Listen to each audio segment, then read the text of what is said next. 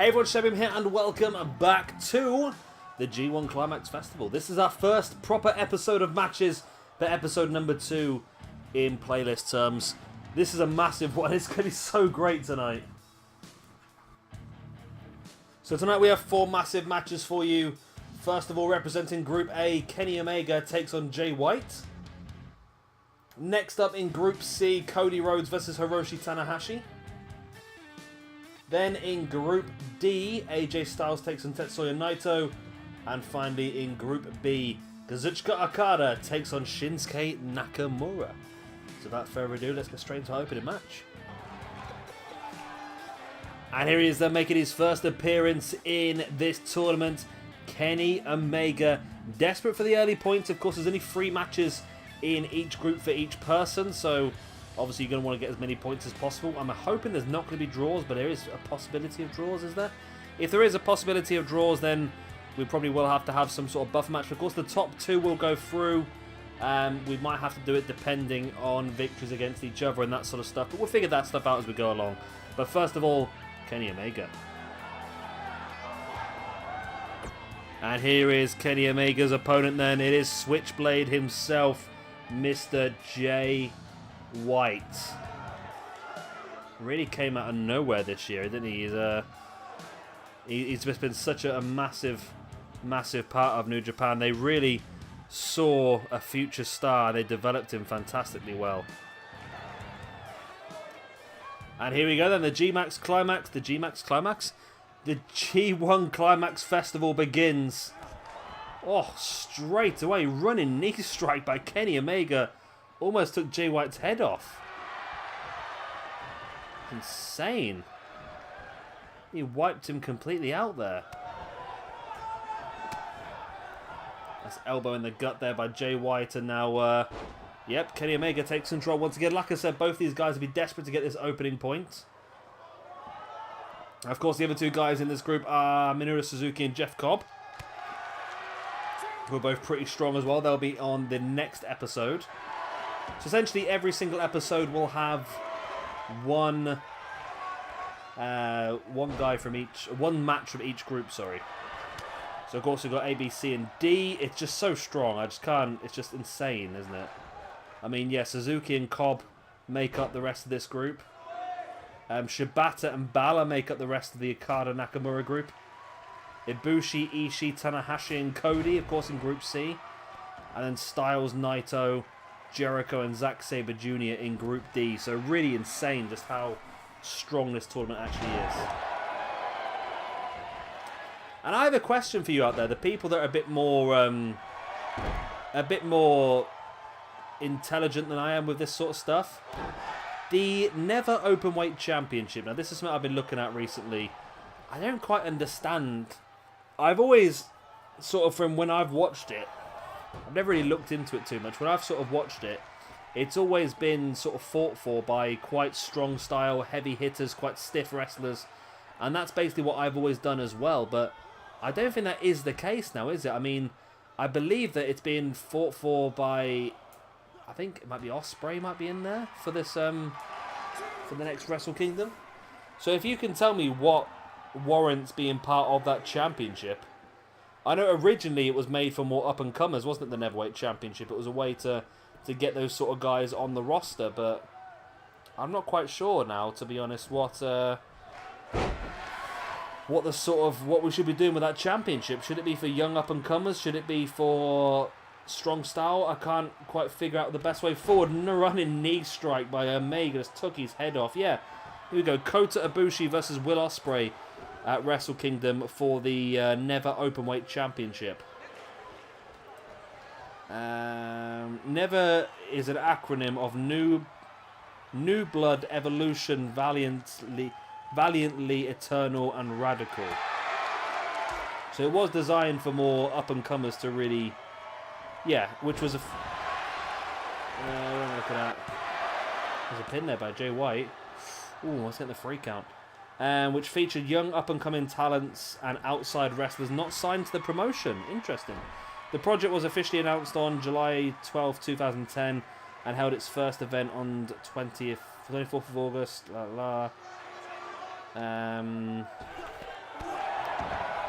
Okay.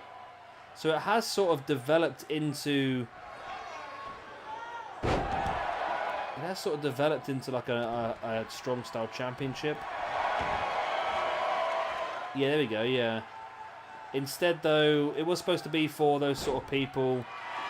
Instead of the likes of Shibata, McCabe, Ishii, the Never Openweight Championship became known for its gritty title matches. Known as the named Openweight Championship, New Japan has also categorized the title as a heavyweight title. Together, the Never Openweight and IWGP and IWE. So it's really, it's up for, I'm none the wiser still. It's really up for interpretation by the looks of it, but I like the idea of the original version. So used for the young up-and-comers. So like Jay White would be perfect for it. As Omega now, oh, I love this move. The electric chair German suplex with a bridge. And that is enough for Kenny Omega to pick up the first point over Jay White. Wow. Great win there by Kenny Omega. So yeah, I think that the Never Openweight Championship, I feel like I like that idea.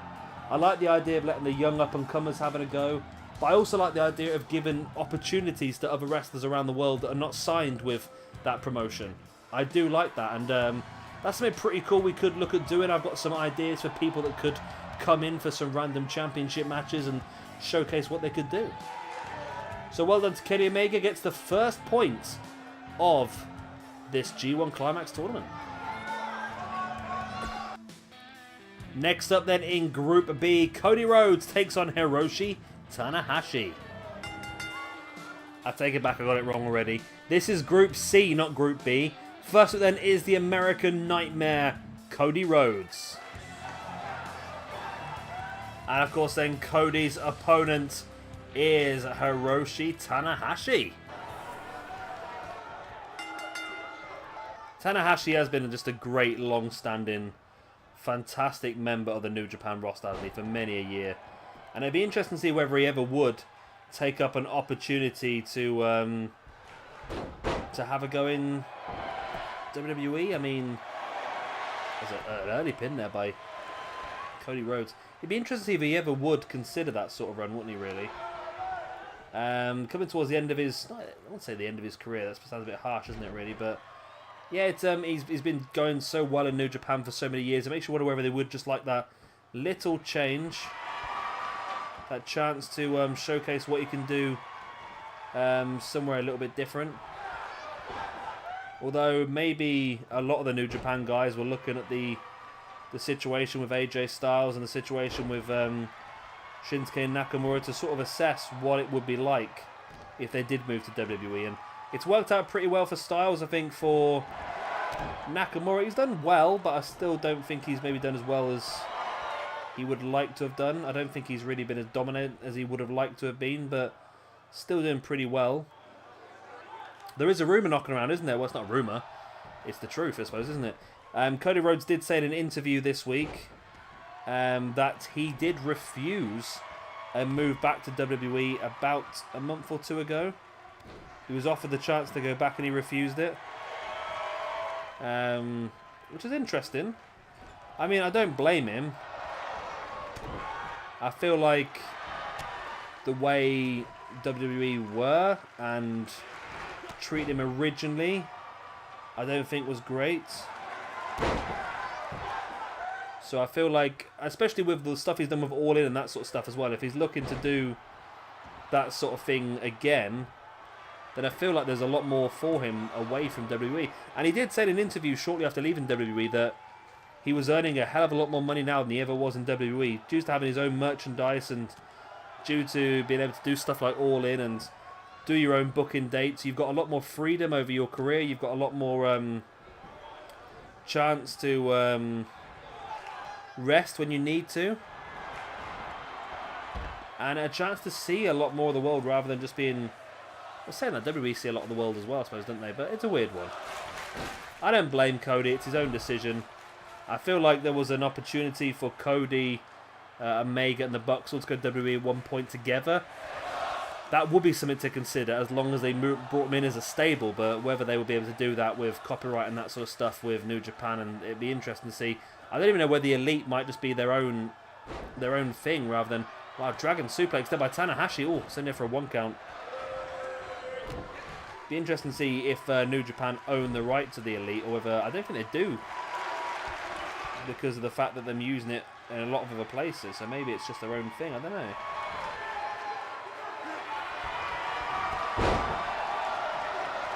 But Tanahashi is in control until he gets a boot in the head. And then Cody just clotheslines him outside the ring. And Cody taking a little bit of a breather.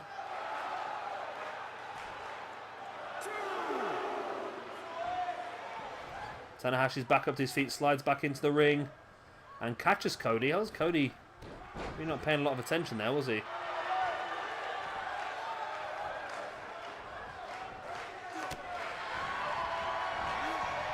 Tanahashi ducks a clothesline into a Fez press.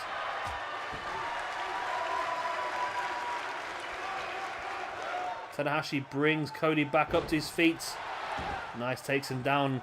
I thought he was going to go for a frog splash then. He was in a pretty good position to do so. But he's got it either way. Tanahashi gets the victory. Wow. Tanahashi gets the first points then in Group C. I wasn't even expecting that. I was just talking about how I thought that that Tanahashi should have gone for a frog splash, a high fly flow, and out of nowhere he gets the 3 count. Wow. Nice dive that was as well, wasn't it? I thought he might have had it from the Dragon Suplex. I reckon that was that a rope? No, it was a kick out. I thought he might have got a rope break there. I thought the referee might have just pushed him into the ropes, but evidently I was wrong. And that is a good win there for Hiroshi. Tanahashi gets the points that's going to help him move forward in this competition. It's not all over for Cody Rhodes. He still has 2 matches left, but he will need to win both of those matches to stand any chance of going through to the next round. Well done, Tanahashi. And here is our third match of the evening from Group D. It is AJ Styles versus Tetsuya Naito. And here then comes the phenomenal one himself, AJ Styles. Must be one of the favourites to win this tournament. He's always one of the favourites, everything he does, isn't he, really? But this match could be make or break. This is this first match seems to be the strongest 2 from every group, so it'll be interesting to see how these 2 get on. And here then comes Tetsuya Naito. Great to see this guy. I'm a fan of him, I really am. I don't know what it is. I tend to like the more dark and cryptic style wrestler. I like The Undertaker, I like Demon Balor, I like Aleister Black, and I like LIJ and Tetsuya Naito. The bell goes and we are underway. So far, Omega and Tanahashi have started their group strong with the point. Which one of these 2 guys will join them there? Of course, just because you get the first point doesn't guarantee you're going to go through. You've still got to continue on. You've got 2 more really difficult matches. Like I said, this is Group B. So Group B also has Shibata and Balor. In my opinion, Group B must be one of the toughest groups because, I mean, there's no guarantee you winning any of those matches, are you, really?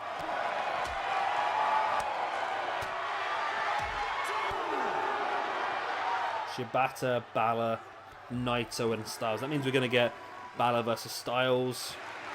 We're going to get Balor versus Shibata, Balor versus Naito, Naito versus Shibata as well. There's a lot of real cool stuff to come in this tournament.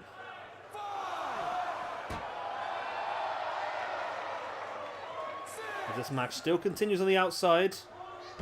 It's interesting as Naito just drops AJ gut first across that turnbuckle, across that barrier, should I say. Naito with a pin now. 1, nope. Oh, I can never remember his name of his finisher.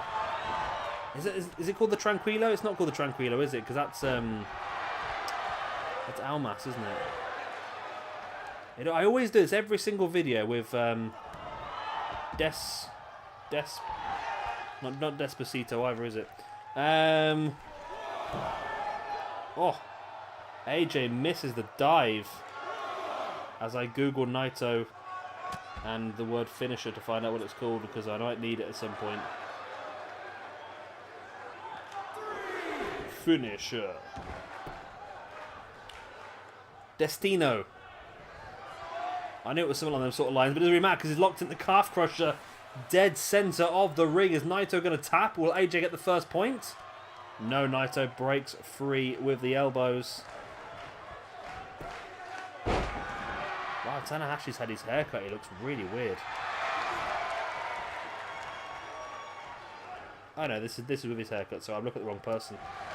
I saw a picture of someone who wasn't even him. AJ then throwing Naito over the top. We're going to join him out there on the apron. No, spiked DDT. Brutal. Absolutely brutal. What's the advert? Is that an advert for Pac-Man? I think it is an advert for Pac-Man, isn't it? King of Sports. A different event there, maybe? I just say like Viagra in the top left-hand corner. Is that an advert for Viagra? Looks it, doesn't it? Nice rolling kick there by Naito as AJ rolls to the other side of the ropes. He knows it's the cleverest thing to do because he can't be caught there. He gets speared off the apron. And Naito realizes he needs to get AJ back in the ring. I don't think he's going to win this one by count out at this point in time. So he needs to take full advantage and just take AJ out as quickly as he possibly can. AJ's back up now, so I said you can't just leave him out there because he's just going to recuperate. You've got to continue attacking your opponent as much as you possibly can. Naito brings AJ back up and throws him back into the ring. Naito, big elbow right in the face of AJ Styles. Joins him inside the ring before bringing him back up to his feet into a flatliner and rolls it into the Koji clutch. But AJ breaks free of a stiff elbow in the side of the head as well. Went for the boot, but Naito caught it and took him down in the dragon screw into a pin.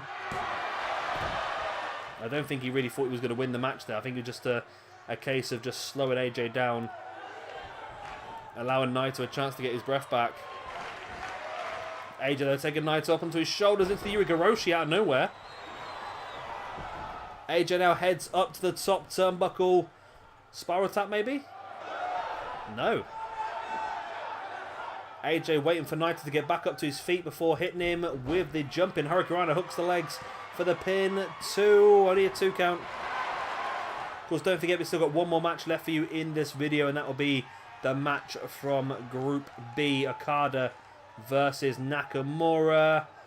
As AJ locks in the arms and hits the Styles Clash. Rolls Naito over for the 1, the 2, and the... No! Maybe not. Naito kicks out.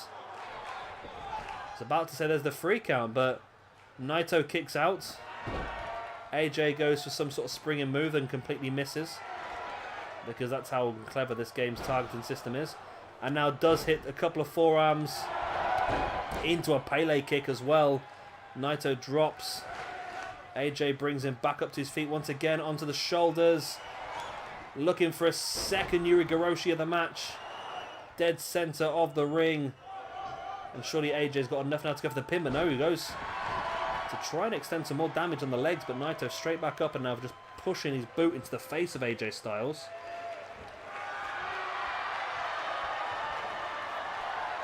And now Naito's stalking Styles.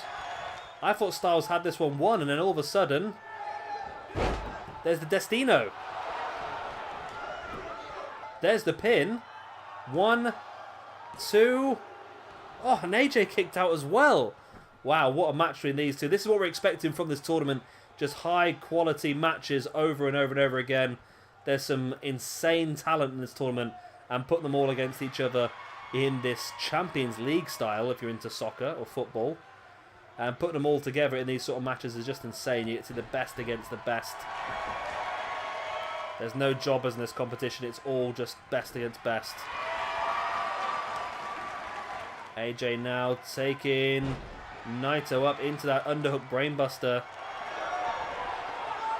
AJ stalking Naito, but Naito managed to get back up.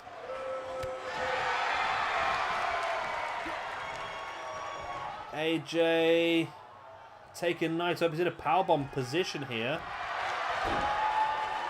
Hits him with a buckle bomb. Now bringing Naito back up to his feet. Looking for the scoop. Naito breaks free. And Naito Destino once again out of nowhere. Goes in for the pin. 1, 2. Oh, it's only a 2 count again. What's he going to keep for Naito to keep AJ Styles down?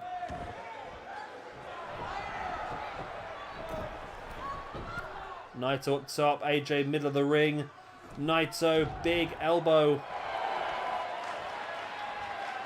Yeah, what's he going to take for Naito to keep AJ Styles down? He just seems to always just get back up again over and over again.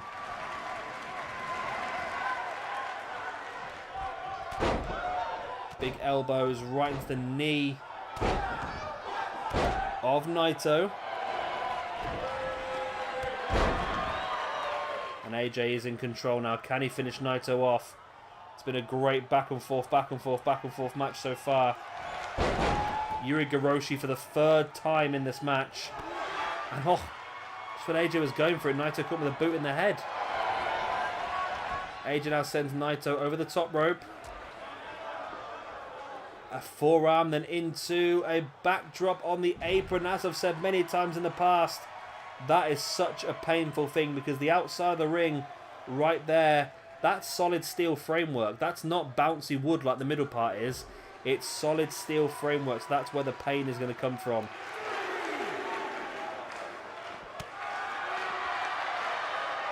Both guys back up now though. Naito sending AJ Styles back into the ring.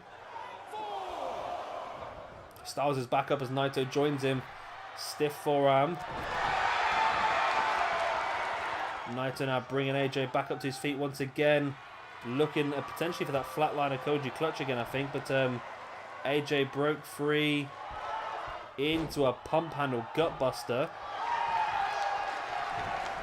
AJ stalking Naito once again. Takes him up. Hooks the arms. There's the Styles Clash. Rolls him into the pin. 1, 2, and surely this time it is a free. AJ Styles does get the point. The first point in Group D, was this? Yes, Group D. And it was a very, very good match. Very hard-fought match as well. I really enjoyed this one. But of course, the best is hopefully still to come. Okada versus Nakamura in our main event. But points now then for... to be honest, I'm doing pretty well so far because this is... In the matches so far, this is probably what I would have expected to happen. I expected an AJ win. I expected an Omega win. And I expected a Tanahashi win. And so far, I've got 3 from 3. So I'm doing pretty well here. And I'm also expecting an Okada win over Nakamura. Let's see if I get that right as well. Get a full sweep. Which is not going to happen, let's face it. And here is our main event of the evening. Kazuchika Okada takes on Shinsuke Nakamura for the first point in Group B. And here is then the Rainmaker himself, Kazuchika Okada. It's a pretty decent Okada. We didn't have very good ones at all last year, so this is quite handy to have this one. I mean, there might be better ones out there eventually, but I think this one's actually pretty good, face-wise. And his opponent, of course, Mr. Shinsuke Nakamura. So glad that he's on this game. I mean, out of all those Japanese wrestlers, he was always my favourite, I must admit. And some of the stuff I watched of him, not just in New Japan, but when they did that New Japan versus Ring of Honor things at War of the Worlds, that was fantastic as well. I think he faced I think he faced Kevin Owens in a Ring of Honor event that was fantastic as well. And here we go. Then the bell goes for our final match of the evening. Who will get the first point in Group B, Okada or Nakamura? I fancy Okada in this one, but the chances of me getting all 4 right are incredibly unlikely, so it looks like Nakamura's probably going to get the point, you know. There's the pin. 1, Only a 1 count, very early to go for a pin, really. It was never going to be much chance of getting the win there. Maybe just Okada showing Nakamura that he can get him in that position. Maybe that's what he's trying to do. Nakamura now just twisting the head of Okada. Really wrenching at that neck. Nakamura joining Okada on the outside and just throttled him with that knee in the gut. That was brutal, that was. That knee in the gut. As these two guys now collide on the outside of the ring, both slide in. The referee's count gets to a 5. No one wants to risk being counted out of this match. That'd be the worst, that would. Pin here by Nakamura. Not going to be enough, like I said, still pretty early on to go for those sort of pins. But the striking ability of Nakamura is really just dominating this match at this point in time. Every time Okada tries to get any offense together, Nakamura just hits him with a knee in the gut or a back fist or something on them sort of lines. And again, it's just back to square one for Okada, really. He's now on the outside. Nakamura, what are you even thinking of here, Nakamura? That's insanity, and you missed, and that's why they call it high risk. It's high risk, high reward. You got no reward, and you felt the damage of the risk, really. Both guys back in the ring now, but again, Nakamura just seems that little bit quicker than Okada here. Nice sit-out Death Valley driver, hook the leg. Only there for a 1 count once again. Okada being dragged into the middle of the ring here by Nakamura, who again drops a knee across the chest.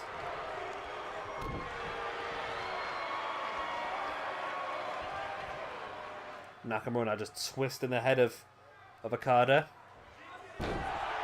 He's really struggling here, being grounded quite often. Nakamura now catching Okada with the inverted Regalplex. The inverted exploder. There's the pin. Referee, man. So slow to get down. We had the same thing with the NXT universe, not NXT, sorry, 205 Live Universe mode a couple of days ago. The referee just would not go down and count the pins. It was really weird how slow they were. Nakamura now. Kinshasa. And that could be the end, actually. That could be exactly what I said was going to happen. The opposite of what I said was going to happen. But no. Okada had enough to kick out the Kinshasa. Interestingly enough. And then rolls Nakamura up into a weird version of the SDF. Nakamura fights back with the elbow. Looking rocked as Okada catches the boot now. And now just out of nowhere rolls Nakamura through into a triangle choke. Or Hell's Gate, if you will. And again, Nakamura having to fight free with that punch in the face. But that's that has left Okada pretty rocked, that punch in the face, actually. And again, the striking, as I was saying earlier on, every time that Okada gets a small portion of stuff together, Nakamura just hits him with some vicious strike that just turns the match entirely back on its head. Okada now stalking Nakamura. Nakamura, though, caught him back onto the shoulder. Again, that sit-out Death Valley driver. And again, the inverted exploder suplex by Nakamura on Okada. And Nakamura has actually dominated this match a lot more than I thought he would do, as he locks in the armbar now on Okada. Okada trying to hook the bottom rope using his feet, but eventually manages to roll free. Gets caught with the elbow in the face and then just clotheslines Okada to the outside. I think Okada has been busted open as well as Nakamura once again.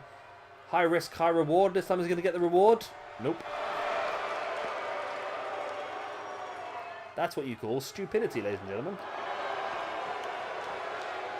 See, if I was good at like doing this YouTube stuff and all this editing and that, and I was patient and if I wasn't uploading 3 videos a day as well, I could have like put the I Believe You Can Fly music over the top of that and just let him just slow motion just hit the ground. Because it was really a poor decision. The AI wise was like, yeah, we'll do this. No, it's not going to work. Tell you what, Okada here could get a count out win, maybe. Referee's up to a 7 count. No, both guys back in the ring now. On the 7. As, oh, nice. It's almost like a neck breaker air raid slam there.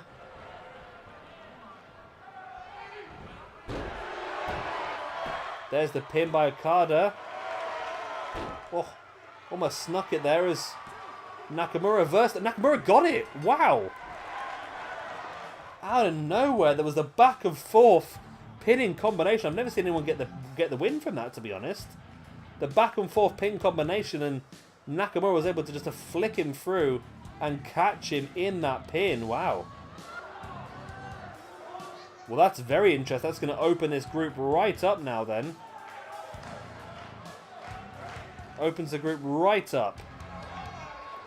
And Nakamura does get the victory. It was coming, really. He dominated the match through the most part. That Kinshasa was a big moment, only there for a 2 count. And I feel like there was some other big maneuvers, and finally that pinning combination was just the straw that broke the camel's back, I think is the phrase. There was the inverted exploder, the first or the second one maybe. He did hit a lot of big maneuvers. And to be fair, I think Nakamura did deserve the victory. He did dominate the majority of this match, and there's still a lot of time, like I said. Just because you've won the first match does not guarantee you a place in the knockouts, and just because you've lost the first match does not mean you're definitely out. I mean, if Okada can go on and defeat the other 2 guys from Group B, who are Shibata and Balor, then he might still be able to qualify. We'll have to wait and see what happens. Anyway, guys, that's the end of this first part, or second part, technically, of the G1 Climax. I hope you have enjoyed it. Of course, if you have, then please do hit a like. And I've losing my voice. I've recorded too much this evening. And of course, subscribe if you are enjoying this and you would like to see some more. And of course, don't forget, if you are new to the channel, to check out the channel. There's a lot of other NXT and 205 Live and all the other Universe modes we did last year as well. So there's a lot of stuff on there for you to watch. Nearly 2,500 videos we're up to now. Absolutely crazy. Anyway, I've been Shabby Gamer. Thank you much for watching, and I'll see you next time. Bye.